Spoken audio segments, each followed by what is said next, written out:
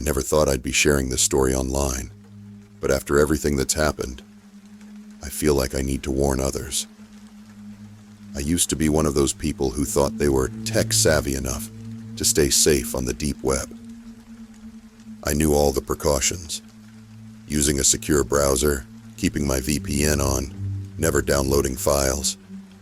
I'd spend hours exploring abandoned websites and weird forums, telling myself I was just satisfying my curiosity about internet mysteries. But what I found one night changed everything. It started like any other boring Wednesday evening. I just finished a late dinner and decided to do some browsing before bed. I stuck to my usual routine, connecting through multiple relays, checking that my security was in place. I found my way to what looked like a pretty standard classified ad section. You know the type. People selling collectibles, random electronics, that sort of thing. Nothing too sketchy. I remember thinking about calling it a night when a listing caught my eye. It was for something called a legacy property in my city.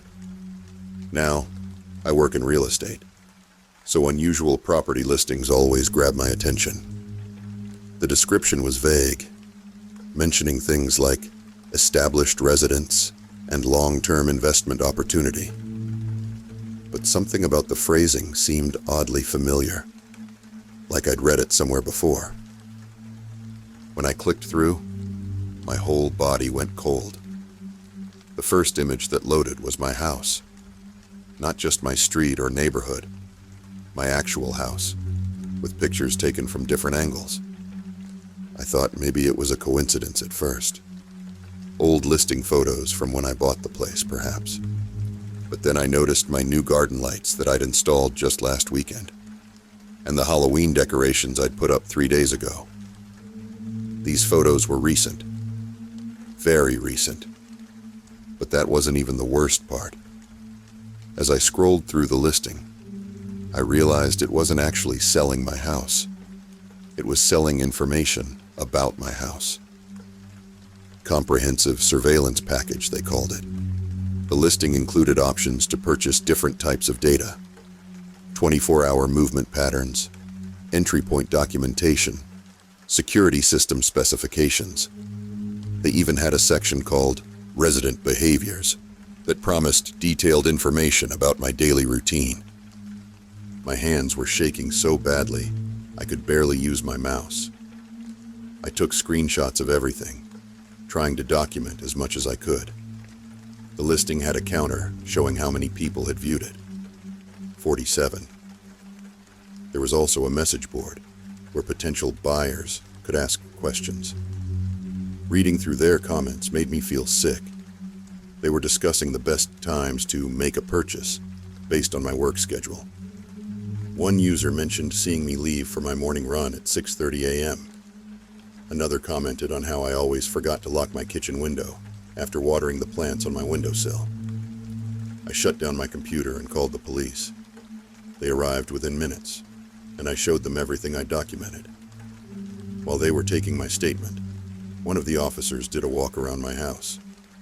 That's when they discovered several of my window locks had been subtly tampered with. Someone had been methodically preparing for a break-in, documenting every possible entry point. The next 2 weeks were a blur. I stayed with my sister while the police investigated. They brought in cybercrime specialists who tried to trace the listing, but whoever posted it had covered their tracks well.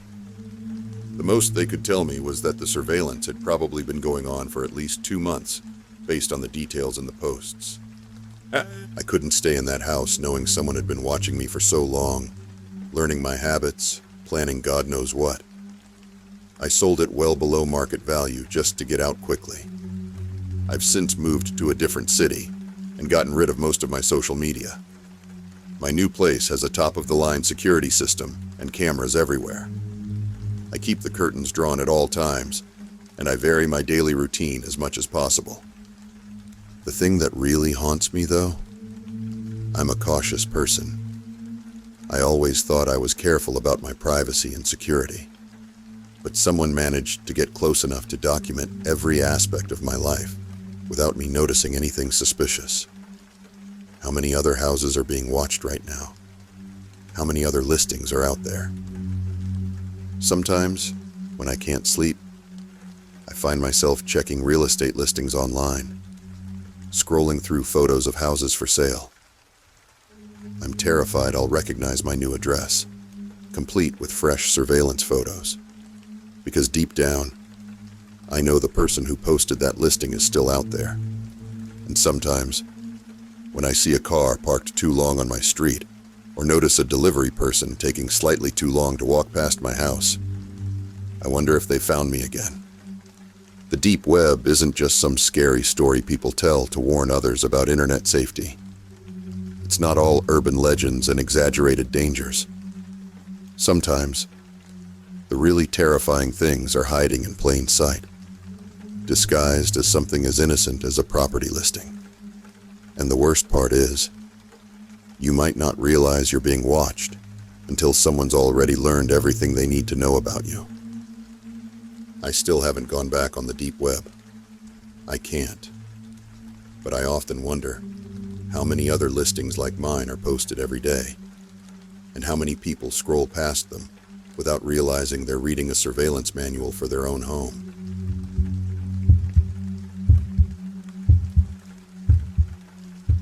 You know those warnings about being careful what you click on the deep web? I always thought they were exaggerated. I mean, how bad could it really be if you're just browsing? I wasn't trying to buy anything illegal or access hidden services. I was just exploring, following links on a forum about internet mysteries. That's how I found something I wish I could forget. I'd spent the evening reading about weird websites and lost media. You know, the usual rabbit hole of internet curiosities. Someone had posted about a directory of live streams they'd discovered. The post claimed most were just security cameras from businesses and public places. The thumbnail on one of the links showed what looked like a normal bedroom. Nothing special or suspicious about it. I clicked through, expecting to see an empty room or maybe some grainy footage of a hotel lobby. Instead, I found myself looking at a crystal clear feed of someone's personal bedroom. The quality was surprisingly good. You could see everything in detail. A dresser with family photos, a desk with a laptop and some college textbooks, clothes draped over a chair. It looked lived in, familiar somehow. As I watched, trying to figure out why it seemed so familiar, someone walked into the frame. My heart nearly stopped. It was Sarah, my best friend since high school. She had no idea she was being watched as she went about her evening routine, checking her phone, sorting through her closet. The stream had a chat window open beside it. That's when I realized how truly horrifying the situation was. There were 31 active viewers, and they were discussing Sarah like she was a character in a show they'd been following for months. They knew her schedule, when she usually got home from her nursing shifts, what time she typically went to bed. One user even complained that Tuesday streams are boring because she has early classes. Some of the comments were even more disturbing. A user kept posting her exact address, encouraging others to say hi in person. They talked about her boyfriend, her parents, even her dog. Someone shared a link to what they claimed were highlights from previous streams, including times she'd changed clothes or gotten ready for bed. I felt sick. With shaking hands, I called Sarah immediately. She didn't believe me at first. Who would? But as I described her room, down to the new artwork she'd hung up just yesterday, she went quiet. I stayed on the phone with her while she searched her room. That's when she found them. Tiny cameras hidden in her smoke detector and air vent. A third one was disguised as part of her desk lamp. High-quality equipment, professionally installed. We called the police together. They took the whole thing seriously, thankfully. A cybercrime unit got involved. They found more cameras in her bathroom and living room, all feeding to a remote server. The investigation revealed that someone had broken in 3 months ago while Sarah was at work. The police think it might have been someone who worked for her apartment complex's maintenance team, but they were never able to prove it. The stream went down after the police got involved, but the damage was already done. Sarah had to move. She couldn't stand being in that apartment anymore, knowing how long she'd been watched without having any idea. She got rid of all her old furniture, clothes, everything that had been in those rooms. She was afraid the viewers might recognize her belongings if they saw them again. The worst part, the police found dozens of similar streams on the same site. Other bedrooms, other unsuspecting people going about their lives. Some of the streams had been running for over a year. Think about that. An entire year of being watched, recorded, discussed by strangers online. Sarah's different now. We both are. She covers every camera in her house, her phone, laptop, everything.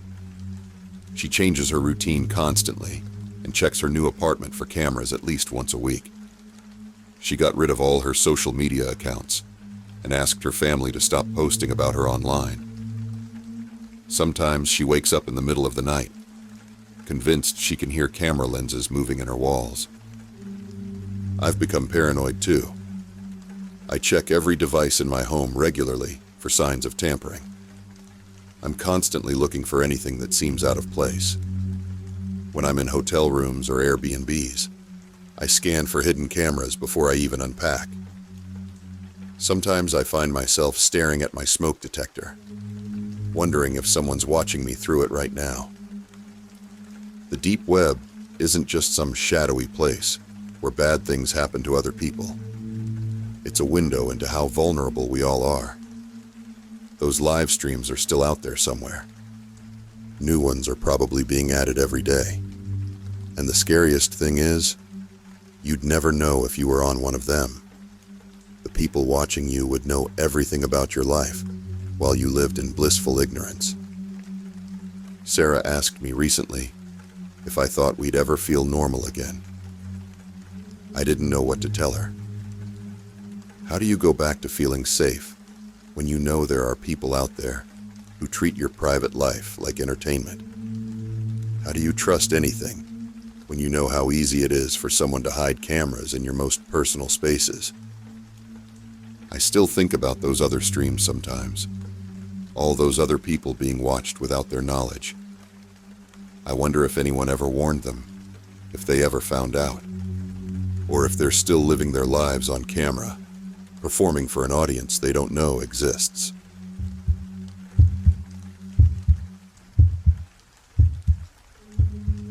I've worked as an IT consultant for over a decade. You'd think nothing could surprise me anymore. I've seen every kind of computer problem, data recovery challenge, and tech emergency you can imagine. But what I found on one client's hard drive still keeps me up at night. It started with what seemed like a routine request. A new client contacted me about recovering data from a hard drive they'd bought through some marketplace on the deep web. They said it was supposed to contain rare software and development tools, but they couldn't access the files. Nothing too unusual there. I often get clients who buy secondhand hardware without checking if it's functional. The client was willing to pay triple my usual rate for urgent service. They wanted the data recovered within 24 hours, no questions asked. That should have been my first red flag, but the money was too good to pass up. They dropped off the drive at my office that afternoon. A standard 2TB external hard drive, maybe 3 or 4 years old. I started my usual recovery process, expecting to find corrupted files or maybe some encrypted software. The drive's file system was a mess, but I managed to access the first layer of data pretty quickly. That's when things started getting weird. The drive was organized into dozens of folders, each named with what looked like dates and locations. Inside each folder was an incredibly detailed collection of documents about specific people. We're talking daily routines, work schedules, alarm codes, copies of keys. Some folders had hundreds of photos, all clearly taken without the subject's knowledge. Pictures through windows, in parking lots, at grocery stores. Each folder was like a complete surveillance file on someone's life. I found spreadsheets tracking when people left for work, when they went to the gym, when they visited friends. There were maps marking regular routes with optimal interception points. Some files included copied emails, screenshots of text messages, even recorded phone calls. This wasn't just stalking. It was methodical, organized surveillance. My hands were shaking as I dug deeper into the drive. The folders were sorted by status: complete, in progress, and next. I clicked on the most recent folder in the next category, dated just 2 days earlier. When the files loaded, I felt like I'd been punched in the gut. The photos were of me, dozens of them. Me walking my dog in the morning, getting coffee at my regular cafe, working at my desk through my office window, shopping at the grocery store. The folder included my daily schedule, my favorite locations, my home security details. They even had photos of the inside of my house, somehow taken through my windows when I wasn't home. I found a document titled Analysis that broke down my habits and vulnerabilities. They knew I lived alone, that I often worked late, that I always took my dog out one last time around 11 p.m. They had notes about which of my windows were obscured by trees, which security cameras had blind spots. They'd even mapped out my basement windows as potential entry points. I immediately called the police. They arrived with a cybercrime unit and took the drive as evidence. The investigation revealed it was part of a network of people who shared stalking information and surveillance data on the deep web. They tracked down some of the people involved, but never found everyone. My client disappeared completely. Their contact information was fake, and the payment they'd made was untraceable. The police identified several of the other surveillance targets and warned them. Some had already experienced break-ins or stalking incidents. Others had no idea they'd been watched. The photos and documentation went back years in some cases. I had to move after that. Changed my phone number, my email, everything. I installed security cameras all around my new place and got a bigger dog. I vary my schedule constantly now and take different routes everywhere I go. I'm careful about my windows, always keeping curtains drawn, checking for signs of surveillance. But the worst part isn't the paranoia or the constant security measures. It's knowing that somewhere out there, someone has a folder with my name on it. Sometimes I see cars I don't recognize parked on my street, or notice people who seem to linger too long near my office. I wonder if they're updating that folder, adding new photos, revising their analysis. I've stopped taking on new clients unless they're referred by people I trust. I turned down 3 jobs just last month because something felt off about the requests. Maybe I'm being paranoid, but after what I found on that drive, I don't think paranoia is unreasonable. The thing that really haunts me is knowing how many other drives like that are out there. How many other people are being watched and documented right now. How many folders are being created, shared, and sold on the deep web.